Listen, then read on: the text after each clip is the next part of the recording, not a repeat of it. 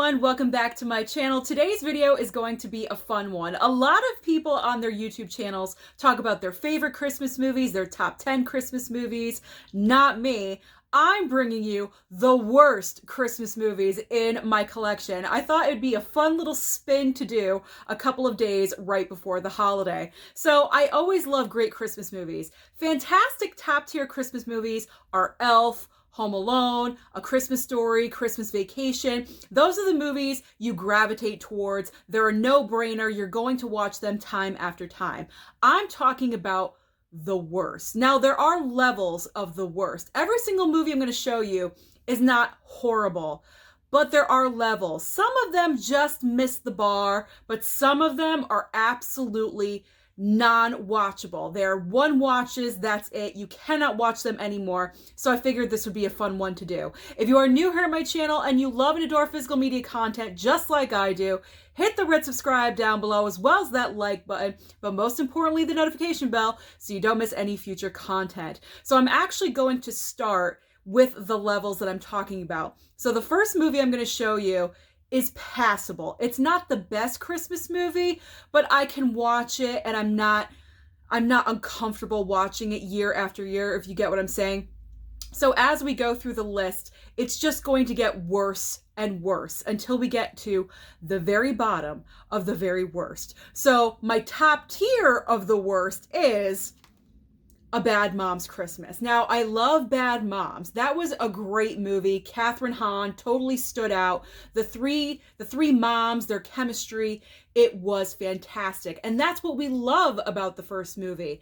That's what was lacking in Bad Moms Christmas. I felt like they focused more on the mother and daughter relationships, which is understandable. We're talking about the holidays. You're getting together with your families. But it didn't really focus on the three original moms, Mila Kunis, Catherine Hahn, and, oh God, what's her name? Kristen Bell. That's right, the third one. I always forget her name. They did not focus on them. They did have a few scenes together, but it wasn't enough. And it just missed the mark. However, this isn't the worst movie on this list by far. This is not the worst movie. And I don't know, the ending was just kind of abrupt and the dancing just got a little redundant and ridiculous, if you know what I'm talking about at the very end. It was just kind of weird sometimes. I just wish they would have tweaked the script, I guess, just a little bit and made it a little bit more cohesive and a little bit more together, maybe doing more activities as friends with the family and the moms. That would have made a little bit more sense and maybe had the moms interact just a little bit more instead of waiting until the very end until they're at church. Let me know if you agree with me, but definitely not the worst on this list, but it is subpar. Next up is Love the Coopers. Now, I gravitated towards this because I thought it was going to be like The Family Stone, because that's my favorite Christmas movie, and I love movies like that where you have an all-star cast and they're playing a family that's dysfunctional getting together at the holidays. Those are my favorite kind of movies. So I thought this was going to be very reminiscent of that because Diane Keaton plays the mother in this movie as well. It's really funny to me that she plays a great mom in The Family Stone and not such a great mom in Love the Coopers. They're two totally different movies. It's very clear. So what does not work with Love the Coopers is instead of the entire family being together throughout the course of the movie, their storylines are separated and they're kind of living their own lives and their own storylines throughout the entire movie. And then I guess about 60% of the way through, they finally all get together and then the chemistry starts going. And I really enjoy the second half, but then the ending is kind of weird. It just doesn't land the ending. It's not a 10. It's not a Simone Biles 10, if you know what I'm talking about. The ending does not stick like the landing should. If you get what I'm talking Olympic terms. I'm moving on from here. It misses that mark for me. It really does. I wish this was a lot better because you have great, fantastic actors. You have John Goodman, Alan Arkin, Diane Keaton, a young Timothée Chalamet, Anthony Mackie, Amanda Seyfried, Marissa Tomei. This cast is unbelievable. For it to just miss the mark is really a shame. Do I watch it every year? I do. I watch it about one time every single Christmas season. The same with Bad Moms Christmas. but I'm not overly watching it over and over again like I have been with Home Alone this year. I don't know why. I've been binging Home Alone over and over on Disney Plus. It's just convenient. What can I say? Next up for the worst. Now we're kind of going down to like the next level of worstness. We have Deck the Halls. Now, I already spoke about Deck the Halls in a previous video, what I would have done to fix this movie. The big problem in Deck the Halls is Matthew Broderick. I don't think he was the right casting choice for the opposition of Danny DeVito's character. For some reason, it just did not work for me. I'm thinking a better actor maybe would have changed the entire perspective of the movie just a little bit. Or I suggested we should have just changed the storyline completely. And here was my suggestion. Get out Matthew Broderick and put in Vince Vaughn, because not only would the height difference between Danny DeVito and Vince Vaughn have been absolutely hilarious, but also turn it into a competition of lights rather than one house being outrageous and the other house being opposed to it. Turn it into a competition. I know I'm completely changing the plot line of the movie, but I think that would be necessary to make this enhance from one level to the next, if you know what I'm saying. So Deck the Halls, it does definitely miss the mark for me. I will watch it again. Don't get me wrong. It's not completely unwatchable, but it does need some tweaks here and there to make it more of a classic, I guess. Kind of. Maybe. Maybe not. I don't know. Let's move on to the next one. Speaking of Vince Vaughn, we got 4 Christmases. Okay, so I have really thought about this one. I have thought about this one a lot. Is it bad, or am I just misunderstanding it? And I'm putting it in the lower tier of Christmas films. And I think the major reason why is the lack of chemistry between Vince Vaughn and Reese Witherspoon. I would have recasted Reese Witherspoon's character with Jennifer Aniston. And the reason why I'm saying this is because they worked together previously in the movie The Breakup. We know they have it. They have the chemistry. They dated in real life, Vince Vaughn and Jennifer Aniston. They obviously have a certain chemistry. Considering that this movie was very comedic, I think Jennifer Aniston would have thrived in a role like this, and it would have been fantastic to see her take on such a physical comedic part. Picturing her in the jumpy house in the backyard, running around, fighting with with teenagers, small kids. That would have been pure entertainment right there. Comedic gold. And I think that was an opportunity that was missed. Also, the plot line of the movie. It's the same plot line 4 times, again and again and again and again. I know that's the reason, that's the whole title, 4 Christmases. However, after the second and the third, you're kind of saying, okay, we got this already. We know you don't want to go to your family's house. We get it. We understand that's the plot line of the movie. I feel like once they got to the 4th house, they kind of gave up on it because it was super quick and they kind of just ended the movie. So I don't know. 4 Christmases, I can either take it or leave it. I don't need to watch it every single holiday season, but it is in my collection. And I kind of wish that Vince Vaughn would open up as an actor just a little bit and spread his wings, because I feel like he's the same base character again and again and again. He is the speed talking funny man, and I just want him to do something different. It's the same shtick again and again. So Vince Vaughn, try to do something different next time, would you please? He's kind of like Will Ferrell, like if it's not broke, don't fix it, but I just wish he would do something a little bit different. I'm just a little bit bored with what he does. Moving on. We're now getting into, okay, this is not good. This is not good territory. This is like the step above the worst. Last Christmas. Okay. If you guys love Last Christmas, that is fantastic. If you guys love any of these movies, that is great. This is just my own personal worst Christmas movies list. And let me know your worst movies down below, because I'm really curious what you do not enjoy. So Last Christmas, this is on the list because the main reason this movie just does not know what it wants to be. Okay, so I watched this for the first time last Christmas season, And for this ranking or this list that I made, I watched every single movie again. So I did watch this again.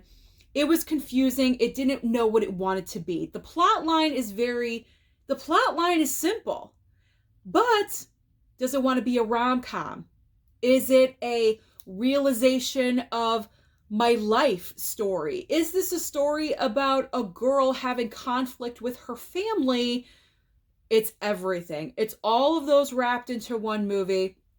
And it was just being pulled in every single different direction.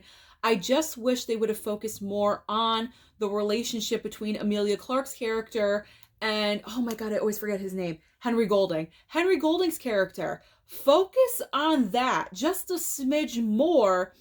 Cut out some of the other garbage that you had going on in there, and maybe this film would have worked. And I gotta say, Michelle Yeoh's character of playing the boss of Emilia Clarke, that's her name, right? Yeah, Emilia Clarke.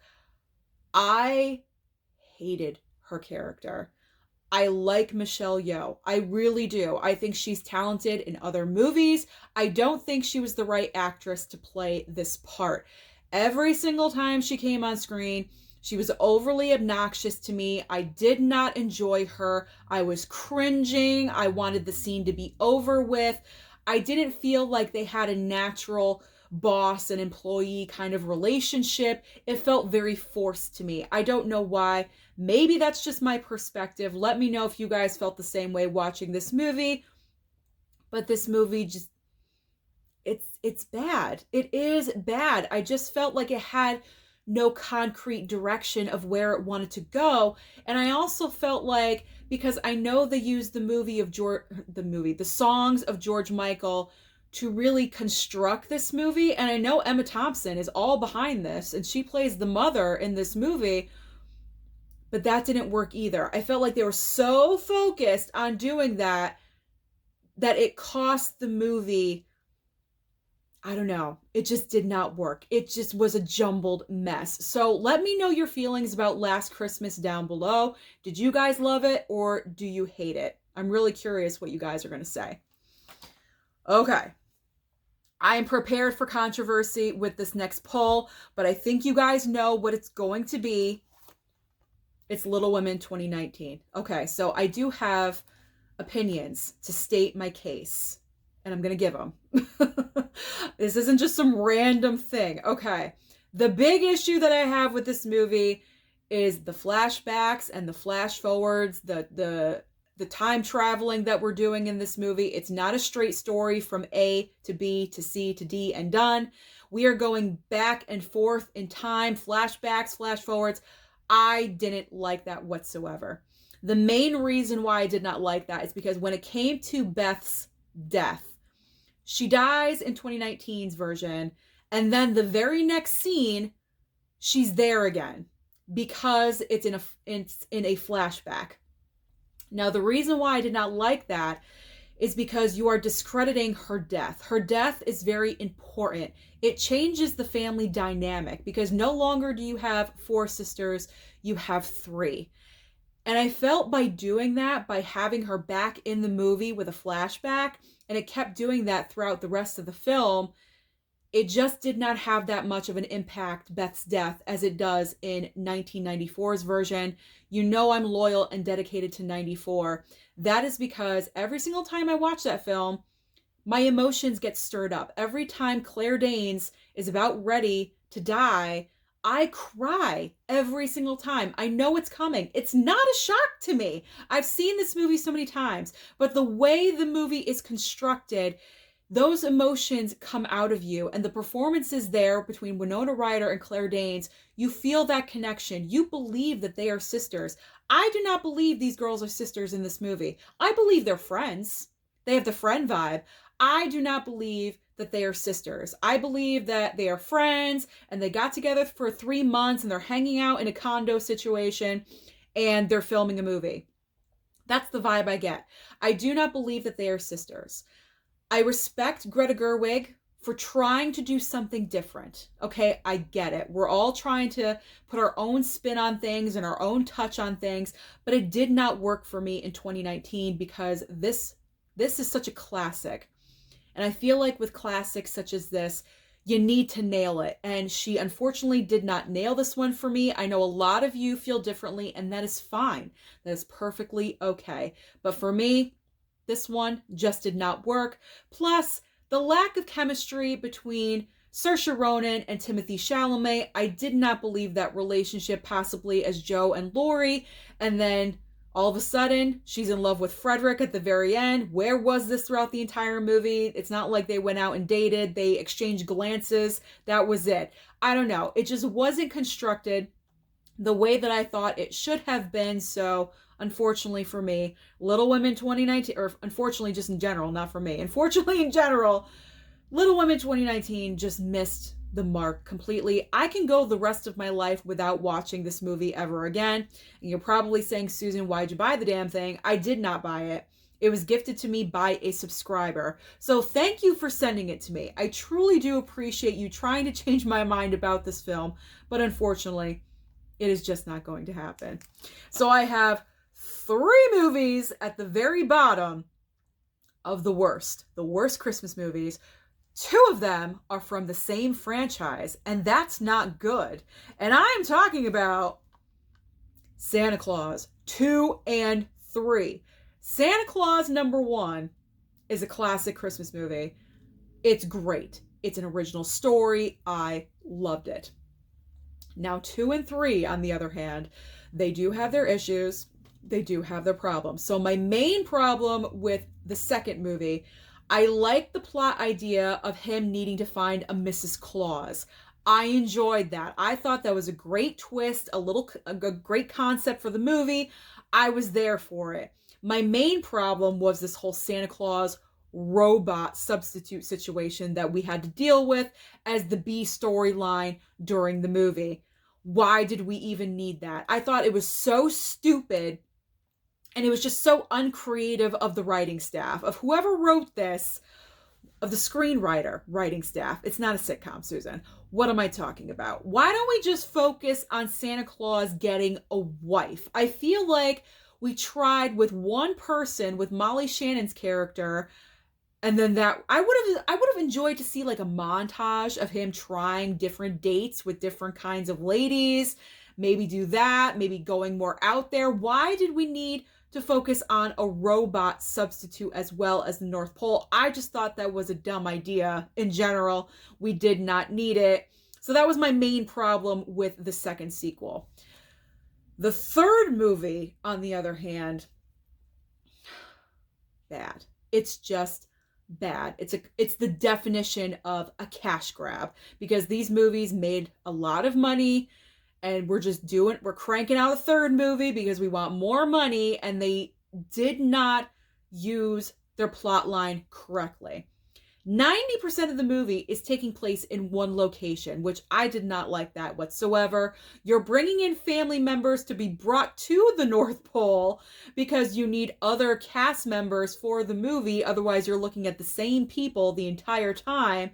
And I just thought that was ridiculous. I like the idea of having the different character of Jack Frost and played by Martin Short. I didn't mind that, being a little menace and running around and doing things. But I thought that being in one location, it just diminished what he was capable of. And I thought the character could have done a lot more if it was out in the real world instead of just being at the North Pole in general. It just as a whole did not work for me. I probably will not watch the Santa Claus 3 again if I don't have to. Maybe 10 years from now, I have no idea, but it's bad. It's really, really bad. But the Santa Claus, the first and original, it's one of the best. It's one of the best Christmas movies. I don't know what happened. They just really, really messed up when it came to the second and the third movie, but that is still not the worst. The worst of the worst. And this one is bad. And this one is, I just bought this one too. This one is the worst Christmas movie. If you don't have to watch it, don't. It's A Christmas Story too.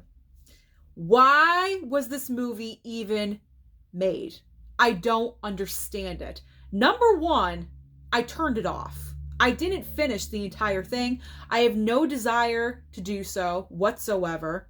I'll probably be getting rid of this because it doesn't deserve to be in my collection.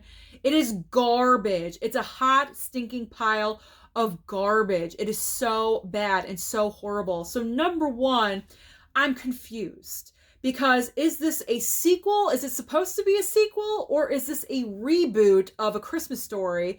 Because you have none of the original cast members from the first Christmas Story, and that's probably mainly because this movie was made so many years after the original, and I highly doubt that the parents were even still alive to even film this, but they're using the same names. Like, it's Ralphie and all the, I don't understand it. I just don't get it. I don't understand it. Is a remake, a reboot, a sequel? I don't know.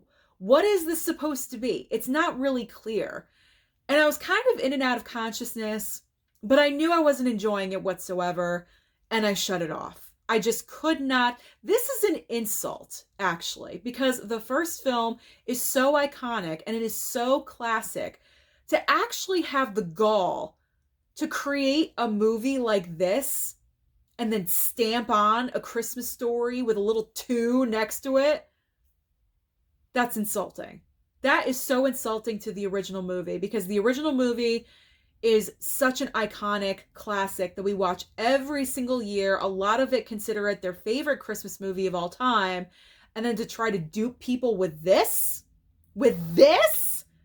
This is horrible, and I cannot even really discuss the plot line because, like I said, I was in and out of consciousness, but it was just what I saw and what I watched was just really, really dumb. It was Ralphie going out there and wanting to get a girl or something, so he was trying to buy a car, and I don't know.